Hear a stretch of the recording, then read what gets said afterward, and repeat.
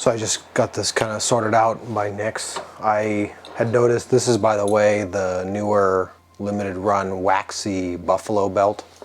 And when I wore it actually, I think a day before I realized it. I'll throw some photos in the video, but basically this keeper, you can see right here, was a little bit too big. It seemed like, and they actually confirmed this. I was talking with Lucas, or Luke, and I was saying I think they kind of measured it for this. This is, by the way, the double stuff, and I think they've changed it slightly since I bought this. This has a different, the buckle is different now. I think they're actually using this buckle, which I bought off Buckle Guy, the squared one. It's kind of nicer looking. I think they're using that now, and then I think they're stamping that cool new Nix logo here, you know, similar to the logo that's on the back of them. But I bought this sometime back when they had it on sale. I'm trying to remember what time of the year, maybe early summer or something like that, or middle of summer. But anyway, I had kind of contacted Luke and on the Discord, and there's a Nix kind of sub, whatever. I'm not a Discord expert, but whatever you call the subgroups or whatever. I was telling him about this issue and how I thought it was a little bit too big, and he agreed and said normally they don't come out like this. It was you know, kind of a mistake, and I was like, you know, I could probably do it myself, but I was worried about this, I don't know what you can call these brass things, like a staple. I was worried if I pulled those teeth back, it might just snap because they're really thin. And he's like, you know, I'll just send you a new one, which was really awesome of them. And I got this one, and it's 1,000 times better. So this is proper now. So when you have the belt in it, you know, I mean, it's not tight, but it doesn't need to be. It just needs to be more controlled, like you see here. It was super, super loose before. Kind of some comments about this. I'm, I think, more of what they would call the, you know, casual belt guy. I like this thickness a lot. This belt is really cool. Not only the leather and the color. This color is really neat because it's sort of like a chameleon. I think this Waxy Buffalo is like a reddish brown. So it kind of matches, you know, brown boots, 1964 brown, for example. Like rough out brown, 1960, well, it's again 1964 brown. Rough out prospectors look good with this too. This kind of works with a lot of those colors. So different browns and reddish browns. This will definitely look good with my, I still have that vintage, auto white vintage, whatever, white's welted boot that's in Red Dog. I think this will match that Red Dog decently. So it's like, it's not a perfect match to anything, but it's like a, like I said, a chameleon. It kind of fits and ties in well. Really happy with this. The thickness is great. It's like a thicker, you know, normal belt, I guess. Here's a random belt from, I talked about this one, I think, in a video I did a while ago on some belts.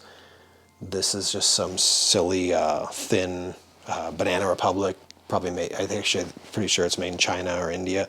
And this Waxy Buffalo, let me see how close I can get, is slightly thicker, I would say. Not significantly, but it's definitely thicker, a millimeter or two, compared to the kind of store-bought, you know, cheapo Banana Republic belt. This is, you know, kind of typical junk, and this is like slightly thicker than that, so this is good, and this is way better leather. It's really stiff, you know, veg tan, whereas this is kind of like, you know, soft junk. And then, you know, here's a thick veg tan belt that's not as thick as the double stuff. This thing is literally like an armor, but I got this off, you saw my video on Richard Mason. He's a leather worker guy who sells some stuff on eBay and has a site. But you could see his belt's very thick. It's veg tan. Not Wicked and Craig, but it's not as thick and heavy as this one. This one's a little bit too much, but this was kind of a good compromise. I like this belt a lot, mostly because of the color, but it's, you know, it's heavy duty and nice, but it's like on the edge of being too thick for my purpose as a casual belt, but it's doable. This one is the limit. I was gonna sell it, but I've worn it a few more times, and it's actually stretched a little bit, I think, because now I'm able to get to the third hole instead of being on the second to last. So this is making me feel a little bit better. And honestly, with some back pain I have sometimes, it's kind of nice because it's so thick. It almost feels like a like a lower back support you wear in like a warehouse, which is kind of ridiculous, but this is a beefy belt. Someone was telling me about they use it, you know, with their gun in a holster. That makes sense. If you're carrying, you know, a pistol on you, then yeah, this kind of heavy duty belt is completely logical. But for me, just wearing it to hold my pants up, a little bit overkill, but I like the leather. It's really neat. It's obviously, you know, it will never fail. It's so thick, but it's a little bit too much. And then a couple other ones, you know, this is garbage, honestly. This is an Allen Edmonds belt I got years ago, and it's leather, I guess, but it feels like it's made of like a feather. Even this stupid Banana Republic one is like heavier, and this is, I don't know, this is just garbage. This is like all of Allen Edmonds now. Everything they make is just garbage in my opinion, and I don't even wear this anymore. It's trash. But thickness wise, it's actually maybe a little bit thicker than the Waxy Buffalo, but it's like pleather. I mean, I guess it's real leather, but it's super low quality leather. It's garbage. This is stiff and nice stuff. And then here's one of my favorite belts. These are Ashland leather. I did a video talking about some of these belts. This is a really nice casual belt. Maybe Nix should take some pointers from them, but it's actually a little bit thicker than this Waxy Buffalo. Obviously not nearly as thick as the Monster double stuff belt. But I'm trying to make sure these are in the camera right. But this is a really good compromise. These are Chrome XL. I think everything they're doing over at Ashland is Chrome XL. Oh, and Dublin. I have my natural Dublin belt from them. Or English Tan Dublin is really nice. This is a great belt. I like the buckle. It's actually, I think, the same buckle from Buckle Guy. It's just they're using like the antique one. But something I was thinking about is when I wear this, it's very compact. So I'm going to kind of use this as like the standard for a casual belt here. Let me put this down here for a second. This is a very tight area, whereas these are kind of a little bit too long, I'd almost say, the Nix ones. Like, see how, and I know it seems minimal, but like the keeper is a little bit further back, and then you have these Chicago screws. I like this belt, but if this was a little bit more forward, it would be great. I found with my, let me see, I'll maybe try to put a photo in here, but when I'm wearing this with some of my denim, it's like this is hitting that first loop or whatever on the denim, and it's kind of like I can't have the buckle centered on the front of the pants, in front of the, you know, the button like I would like, whereas this one gives me a little bit more ability, because you can see that's like a, what is like a ½ inch more forward. I wonder if Nix should think about maybe doing stitching. Obviously they did plenty of stitching with their boot uppers, and like this leather they could easily stitch through it. This, I don't think you could stitch through with this with a normal sewing machine. This is this is armor. But this person buying this belt, I think the Chicago screws is the right decision. This is like all about going to war. This belt will outlive me. Chicago screws, metal, like that. I think this customer, this is great. But if they're going to do more casual belts, which I hope they will, I would like to buy more. They might want to think about trying to do stitching or coming up with something, because I don't know, it seems like this is sort of like too much space. I mean, look at this. Like, it just feels like the keeper should be more forward. And even this one, this is the Richard Mason. Again, you could see it has a thinner keeper. It's kind of almost skinny, but honestly, using it, it's fine, and it's still further forward. So that's only if I was going to give them a critique. I think that's a little bit, the keeper's a little bit too far back, and it's because of the Chicago screws. I get it.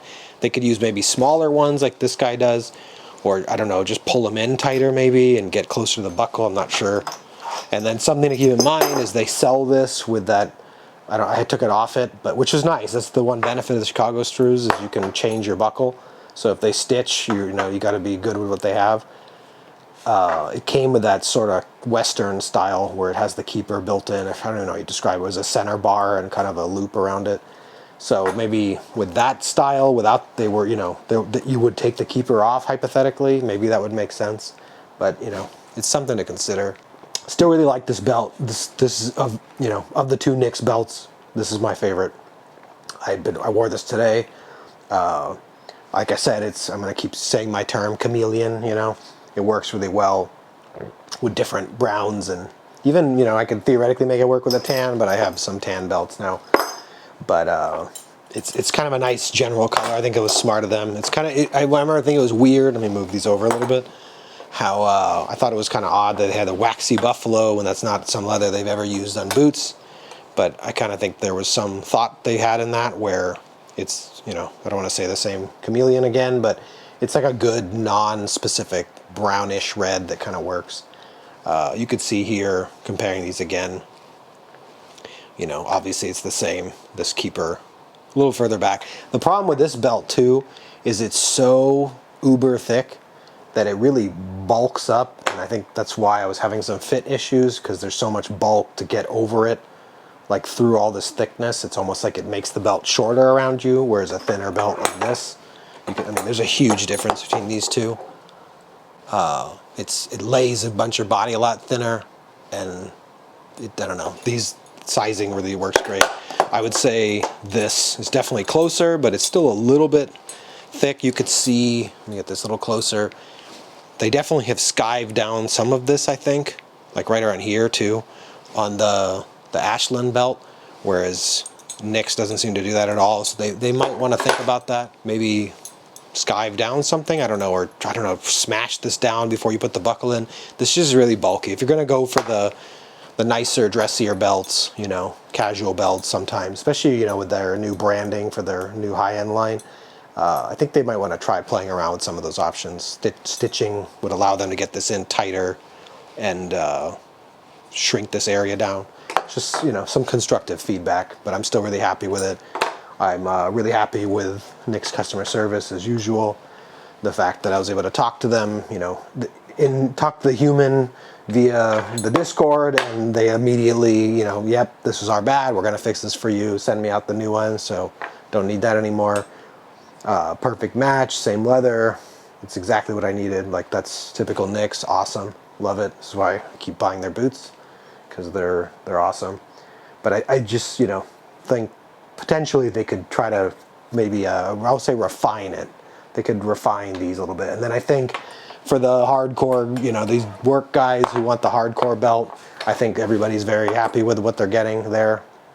I think it's just, I'm not that customer, so like, I don't really have any, I'm not going to criticize that. It's just, I got it because of this leather, and I'd seen it on boots, and it is kind of a pretty leather. You know what's weird? I will say, and I don't have heard anyone say this, this belt, the natural double stuff, this smells like silly putty. I don't hear anyone mention it, but there's something about the natural double stuff and the oils or something. It's giving it a sniff. It literally smells like silly putty. You guys remember silly putty as a kid? If you're like a, you know, 80s kid or older, I don't know about, maybe the 90s kids still know, but I think it still exists, but it was definitely an important thing of an 80s child growing up, and we'd always stick it on newspaper and stuff to have it reverse. This totally smells like silly putty. Kind of weird, you know. I don't think it's a great scent, but it's not offensive. It's just, you know, like this waxy buffalo has more of a typical nice leather smell. It's just kind of weird that it smells like silly putty. Chrome XL smells amazing. But yeah, so ramble about belts. I definitely think Nick's makes some good belts, and their prices are definitely very competitive, I think, for what they offer. This belt, this one's kind of expensive, but it's a ton of leather, and it's a heavy ass leather. So like, I think you're paying for that. The belt cost on this, I think, is like a really good deal when you think about Ashland Leather is selling these normally. I've never bought one at normal price. I always wait. I actually just got a black Chrome XL one on the sale, whatever, they have sales for like kind of seconds when they have damage or some kind of ugly, like this one, whereas there's an issue, a couple issues with it. This, like they sold this as like a not perfect because of this, you know, leather defect. I don't care less, it's a belt. But these are like 120 typically, and then I got it on sale for I think 90 or 80 or something like that, because that was a markdown. This one, you know, an A first, whatever, factory first, full quality, this was 85 bucks. That's a hell of a deal considering you're getting nice quality, thicker leather, made in USA by, you know, these artists, you know, leather artisans, we'll call them, over at Nick's. They're good people, made with solid brass hardware. This isn't the buckle it came with, but the one that came with it was solid brass. I think it's worth it. I think this is a great deal. I made a stink about these Richard Mason belts because they were priced, you know, well for being Wicked and Craig and heavy duty. Nick's, at least this casual belt, I think is priced great. And you get what you pay for with this one for sure. You're getting high quality, good materials made by, you know, skilled people for a totally fair price. So check these out. I really do hope maybe some of the Knicks, I know Lucas G has been commenting on some of my videos, which is cool, and I've talked to Big Stetson and Luke on the Discord, but make some more casual belts, you know. I would like to see some more. I would like to buy some more maybe. I have some other leathers that no match to, you know. Do more in this space. I hope this belt was successful, the Waxy Buffalo, and I hope you guys make some more of these. Cheers.